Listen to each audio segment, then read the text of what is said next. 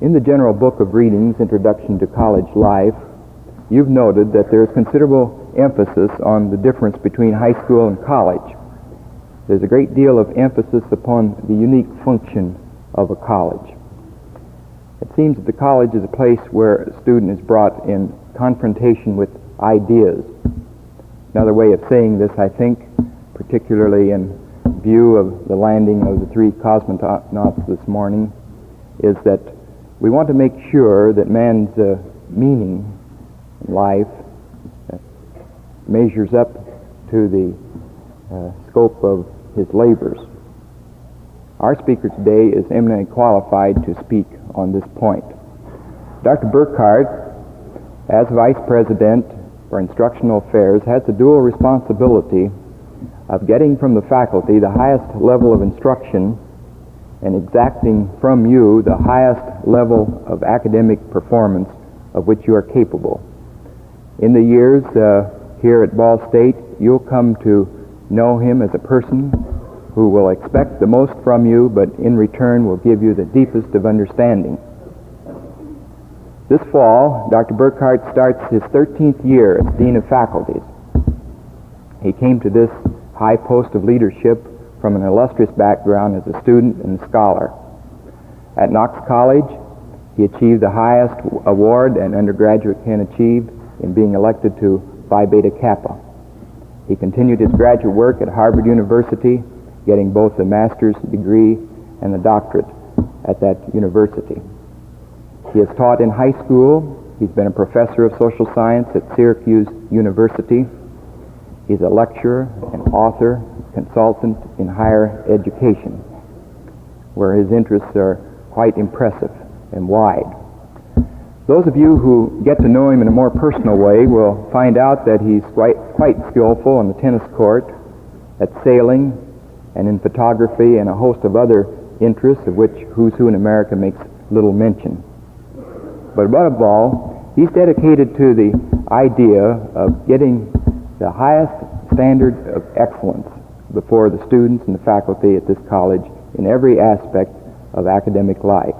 It's a real pleasure now to introduce Dean Burkhardt, who will speak on the topic, The Challenge of Ideas. Dean Burkhardt.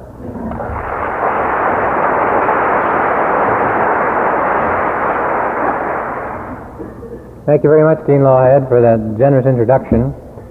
I'd like to thank you all for coming this afternoon. There ought to be some sort of medal that we could issue to students who choose to come inside when outside is so lovely.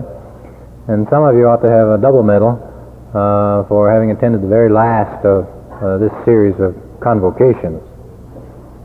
It was our intention when we thought about this series to have a series of programs that would be of a great deal of interest and help to you. We had this in mind because we wanted you to get a good start in college. And we are operating on the assumption that if you got a good start in college, you would succeed, you would enjoy college, you'd graduate, and you'd live happily ever after. That's our intention. Some have escaped, and they may not live happily ever after. It's my hope that these presentations have been helpful, and I think it's a real privilege to be able to be the cleanup man on this list.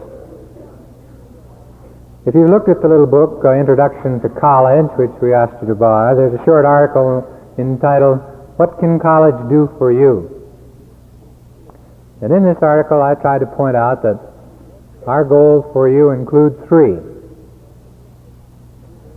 We hope that in college you can develop a vocation, and you do this through the major that you finally choose and work in.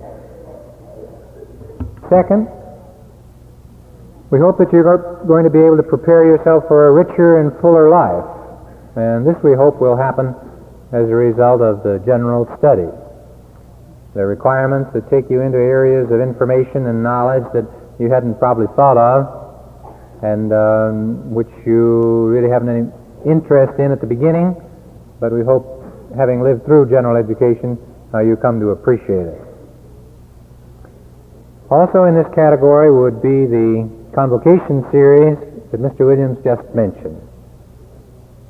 The second goal, then, is that each of you will develop a richer and fuller appreciation of what life's possibilities are. And finally, the third point, we hope that you're going to strengthen the value pattern and the frame of reference that you brought to Ball State Teachers College, because each of us in the last analysis is a moral individual who has to make choices about good, about not so good, about bad, and about not so bad. And if anything happens in college that will really last with an individual in a useful way, it's the ability to make moral judgments. These three things, then, we hope will happen in the duration of your college education. I don't think this is bad as general advice.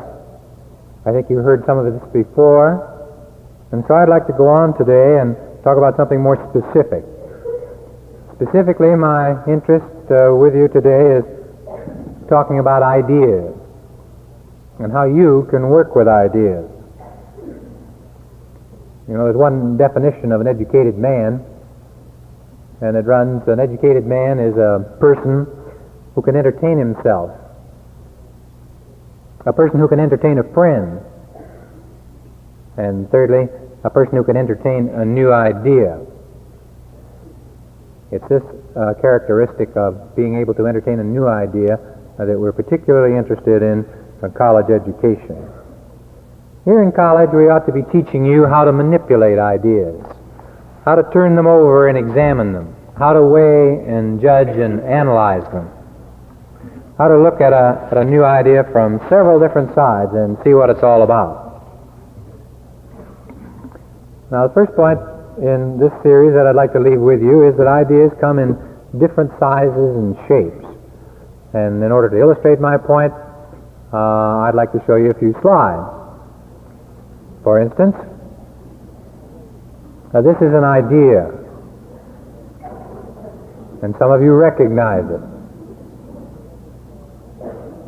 Some of you can remember it easily because it's associated with a man whose name begins with E. What is it? Einstein. All right, there's an idea. Some of you can deal in this kind of idea, and some of you haven't had much experience in it yet. Here's another series of ideas. They're presented to you in a different way. They have to do with the value of education, taken from some guidance material. And I present them to you to show you how ideas appear in different forms. Here is an idea. The man who thought about this made a contribution that hadn't been made before. Most people think of chairs as having four legs and not quite so many bends in them as that.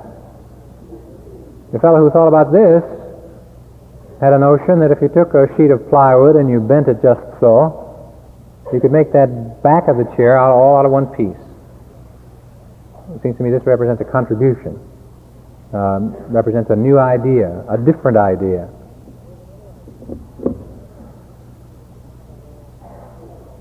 Now here's another idea. This is Navajo jewelry. So this is presumably from a people who lacked formal education, who didn't need formal education to express a notion that they had, this artist had, about beauty, about value. This is a different way of looking at things. This is an idea. This is a picture of a school. Would you like to go to a college that was built on a skyscraper? People at the University of Pittsburgh do. This one doesn't happen to be there, but it's an idea about what's the best way to construct a building that would be useful for a school or a college. A different point of view. Doesn't look like most of the ranch-type schools we're building nowadays. Well, let's see if we've got one more. This is an idea.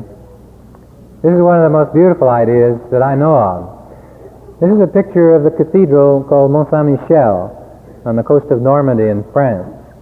It's not a snow scene, as someone pointed out. Mont Saint-Michel is built on a rock about 5 miles offshore. And when the tide comes in, the rock is completely isolated.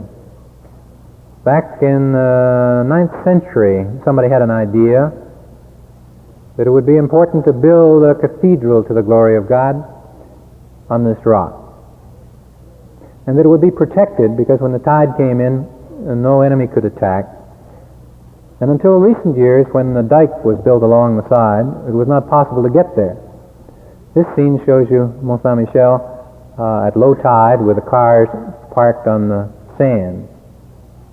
If you ever have an opportunity to go to France, I'm sure you, as I, will appreciate seeing this idea. Everything had to be carried over by hand. The statue of Michael on the top of that building is inconceivable. If you think the construction of the pyramids is a miracle, you should see the miracle that's represented by the construction of this cathedral. This is an idea. All right, now that's enough ideas of that kind for a variety. Let's have some lights again. When I'm talking about ideas, I don't mean to deprecate facts. Obviously, you're going to have some facts, and if you're going to conduct a college education. You can't really examine ideas if you don't have facts to bring to bear on them. But the facts are pretty readily available. They're in logarithmic tables. They're in encyclopedias. It's not necessary for you to remember facts beyond the next quiz, that is. But we do hope that you'll remember some ideas. Not because you've memorized them, but because you've analyzed them, because you've studied them, because you've weighed and judged them and tested them. Now again, let me give you an illustration. The first evening you were here, you heard a panel of 3 college professors talking about the book you read this summer, Michael Harrington's The Other America. And you remember that those 3 or 4 men each talked about this book in different terms. Each of them approached it according to his discipline. The economist looked at it from one point of view, and the sociologist looked at it from another. And if, as you participate in your college education, and you think about the discipline that your professor has, and the way in which he's approaching the subject, you can cooperate with him in the furtherance of your education, which after all is what you're here for. And that's what I mean when I say that college is a place where ideas can be examined. But it takes a certain amount of cooperation on your part. It can't happen alone. Let me tell you my favorite story which illustrates this. This has to do with a father who's talking to his son. The son is about to be married. And the father, from long experience, is explaining to his son that any marriage involves a lot of compromise and a lot of cooperation. And he says, if you want to succeed in marriage, you've got to cooperate. If your wife wants you to go to the movies, you should go with her. If your wife wants you to do the dishes, you should do the dishes with her. And the son says, and suppose she wants me to mop the floor.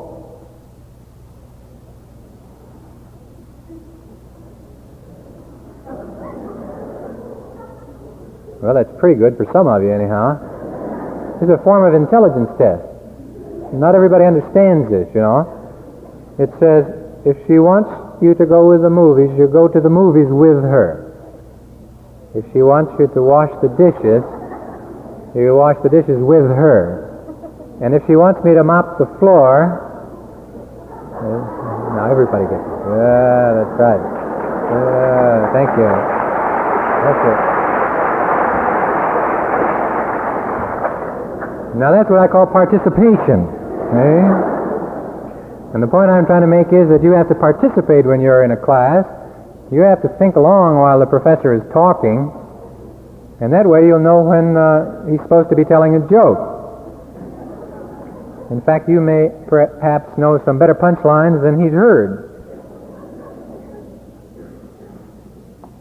Well, let me use another illustration. By way of illustrating what I'm talking about, I'd like to give you a small lecture, just a small one, to illustrate what I'm talking about when I say you should pick up an idea and turn it over and roll it around and play with it and see if you like the looks of it and the way it feels.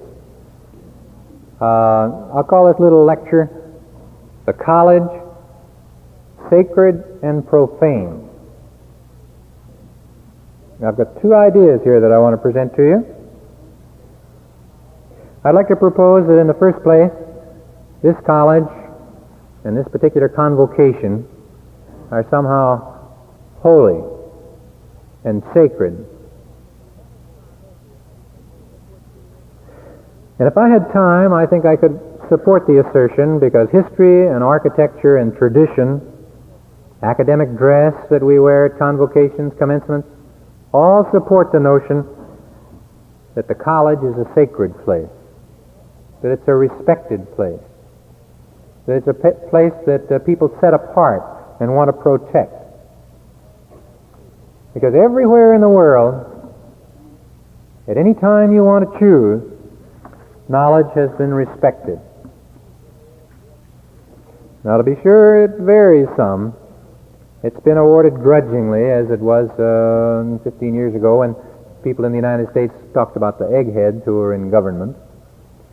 But there is more evidence on the other side. Knowledge is holy. Think of the respect that's accorded the Chinese scholar.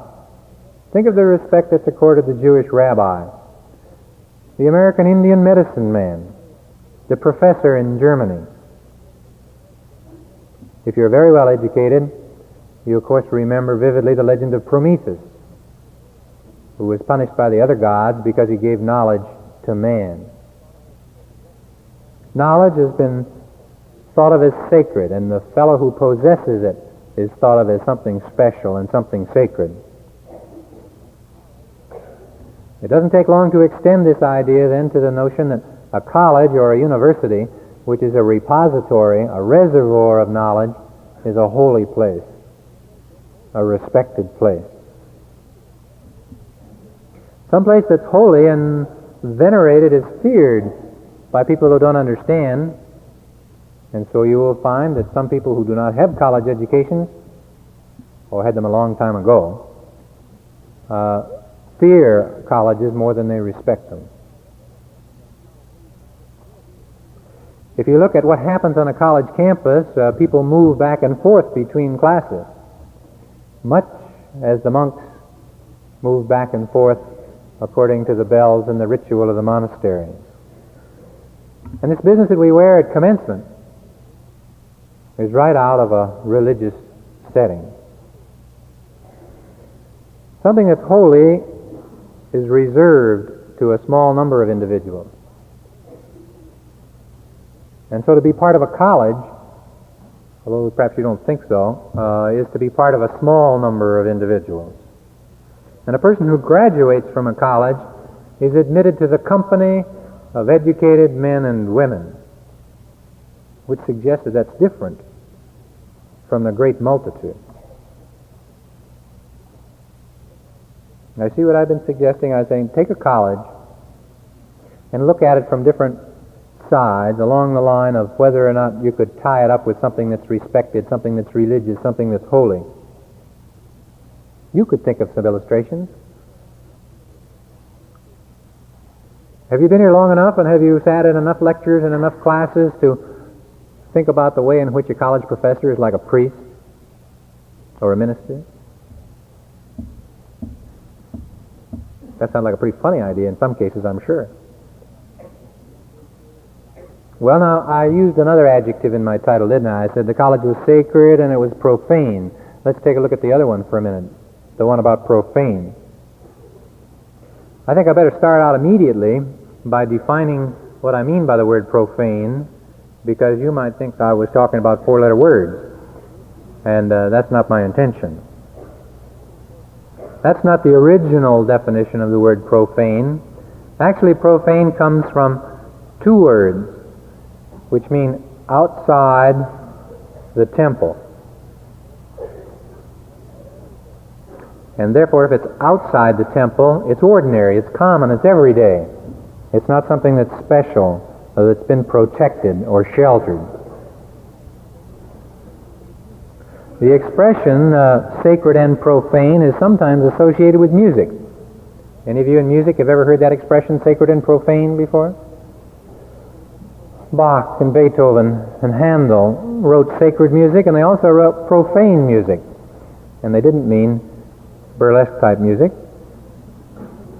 When they wrote profane music, they meant music that was to be played any day except Sunday. And the sacred music they intended for Sunday. Now, if you look around at the people sitting next to you, I think it'll be easy to see that this is not a sacred occasion. And that is to say, the gentlemen aren't wearing ties and jackets, and the ladies are not wearing hats or scarves on their heads. So it's easy to see that this is a profane situation, not a sacred one. And then, of course, you know that this is a state-supported institution. This isn't a church-related institution. You know that the church and the state are separated in the United States. So the college can't be holy. Can't be thought of as religious. It's got to be thought of as outside the temple, separate from the church, and therefore profane. And I've already indicated that a sacred group is supposed to be a small one, and you're one of 3,000 students, and there are 9,000 to 10,000 students here altogether. So how in the world can you think of this as being something special, something small, something reserved to a few people? Well, of course, that one's easy to refute, because even though there are 3,000 of you, you represent considerably less than half of the young people of Indiana who are old enough to go to college. Most of the graduates of Indiana high schools do not go to college. Well, but I won't challenge any of these ideas beyond that one. You can do that yourself. Now, what have I done? I've presented a notion to you, two different ideas, opposing ideas, if you like, suggesting that the college is both sacred and profane. And in doing this, I think I want you to observe the gymnastics. I think I want you to see that you can look at something in different ways, and it looks differently depending on where you're standing. I hope, too, that by taking this idea and turning it over and weighing it and judging it, you'll see beyond the surface. You get a deeper understanding of something that you'd accepted pretty quickly before. For example, one conclusion you might draw from what I said is that a college isn't holy, but it isn't ordinary either.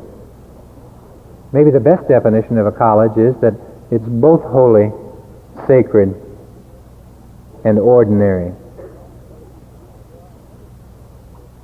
And if that's true, you could even draw another generalization. A college is a group of individuals engaged in some common purpose. Therefore, it reflects the strengths and the weaknesses of the people who are involved. That being true, probably each one of us, as an individual, is somehow holy, and yet at the same time somehow ordinary. This is the sort of thing that I hope you would do in thinking about ideas that are presented to you in college. I think it might make a difference. You know the story about Mark Twain, who was talking with a young man in his neighborhood.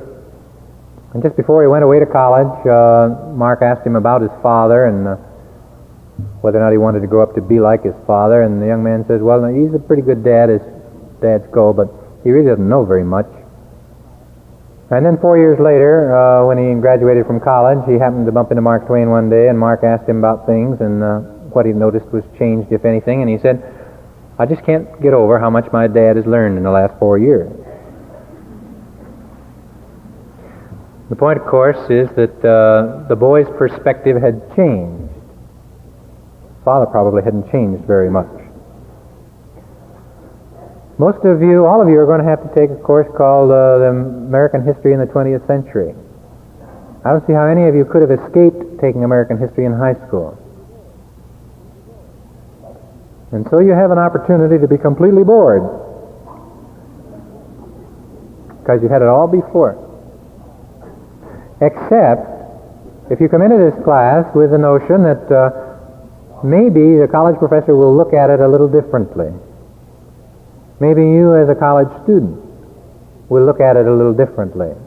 And you can weigh and assess the ideas that are presented in such a fashion that your understanding will be deepened and widened, your understanding of American history.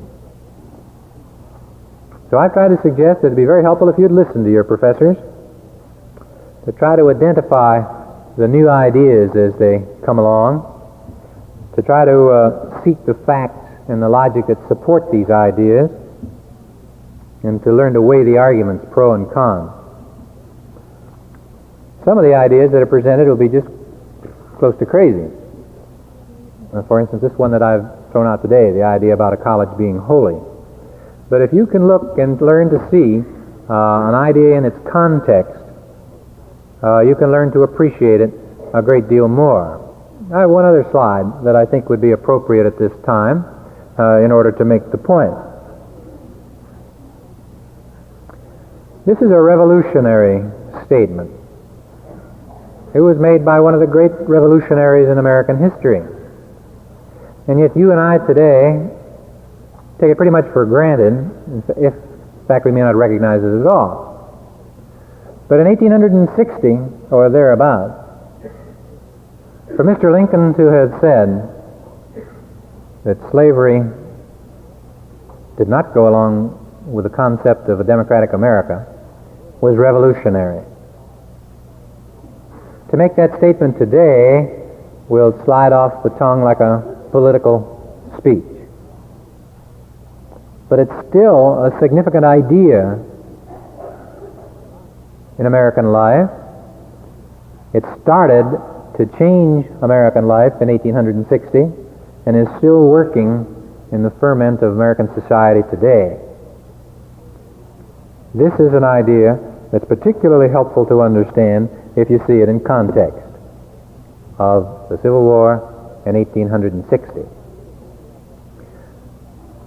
Now, there are a lot of ideas that will be presented to you that won't be like that one. Well, maybe they will be. It could be that you'd be asked to read Karl Marx's Communist Manifesto. This is the foundation of a communist Soviet ideology. You could be asked to read about societies in the United States and other places where plural marriages are encouraged. There are some people who think that a college education ought to be free, but the majority in people in the state of Indiana don't. And the point is whether or not you're reading about Karl Marx or about the tax support of public education or about the Mormon Church in the early days, is you should learn to recognize these ideas as they're presented, to learn to disagree with them and to know why you do, or to learn to agree with them and know why you do. It's important for you to learn how to disagree with ideas and not with people. You don't have much of a chance in a class to disagree with a professor. After all, he's bigger. He gives the grade. But you could disagree with the idea, and this is what we hope will happen. Because in 4 years from now, you'll be out in the world. You'll be alone in the world. And you'll have to decide for yourself what's good and what's true and what's beautiful, to use the classic trilogy. Here in college, we think you have an opportunity to study the facts. You have an opportunity to weigh the hypotheses, to consider the ideas and see whether or not they have any foundation. Our notion of college is that this is probably the last opportunity that you'll have to engage in what's been called the great conversation about the meaning of life, about your relationship to your fellows, about your relationship to your God, about your relationship to the universe. This college experience that the faculty has planned for you won't be successful if you just try to memorize what we talk about. Different professors have different ideas, or have you already found that out? It's impossible for you to believe everything that people tell you. You're going to have to choose and choose again. We think that the college experience will be most fruitful and most helpful for you if you learn to test the ideas that are presented to you, examining them critically, and making up your mind whether or not you're going to accept them or reject them. So what can college do for you? Well, it can be the place where you can learn independence. The only real independence that there is. The only real freedom that there is, which is intellectual freedom. Here you have an opportunity, if you haven't completed the task already, to decide for yourself what you're going to believe about you, what you're going to believe about the universe. Because here in college you can find out where ideas come from. Here in college you can sharpen your ability to work with them. And having done so, you can handle the new ideas that you'll encounter long after you've left the protection of Ball State Teachers College. So what can college do for you? I hope that it can make clear the meaning of the challenge of ideas. Thank you very much.